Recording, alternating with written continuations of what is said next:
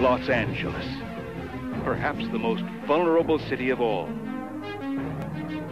Sprawled across a plain riddled with faults and only a few miles west of the ominous San Andreas, this is truly a city on the brink of disaster. Any day now, Central to Southern California is going to be hit by a massive, horrendous earthquake. Peter Franken was director of Advanced Projects Research Agency for the Pentagon. If it should be centered near Los Angeles behind me here, it will take out that city. Now, what do we mean by take out? If it happens during a working day, it means 100,000 or more people promptly killed. It means 1 million or more dreadfully grotesque injuries, almost certain to result in death.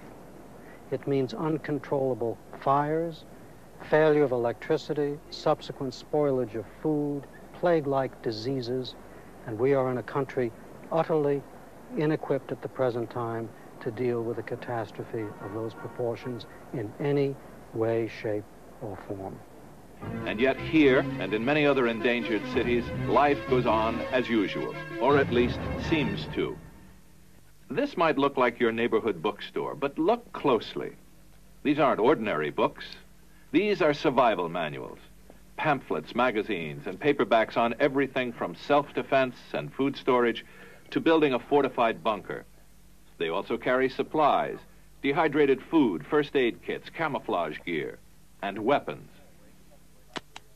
Our customers are just middle-class individuals that are concerned, people that want to be prepared for whatever situation that is coming. I don't think they're crazies. I think they're smart. The individual that sits by and says, well, what will be, is not a smart individual. The real horror of this is that we are not prepared. Today, in the Los Angeles area, or New York, or any area, 100 severely burned or injured people would saturate our ability to care for them properly.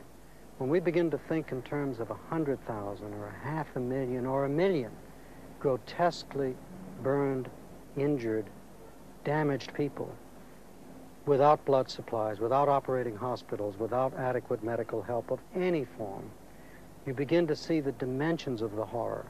It isn't all over as a terrible statistic in 10 minutes. It lingers for weeks. Dead and dying people are not much fun to watch, especially when they're your own, or your own children, or your own friends, and your own neighbors.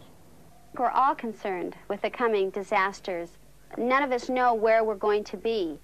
Some of us do not know how to defend ourselves in an emergency. And I don't think things are getting better, so I think it's really right to be a survivalist. I wish more people would be. Then I wouldn't have to think about feeding them and worrying if they're going to kill me because they didn't put their food away. This is what the educated survivalist needs to know.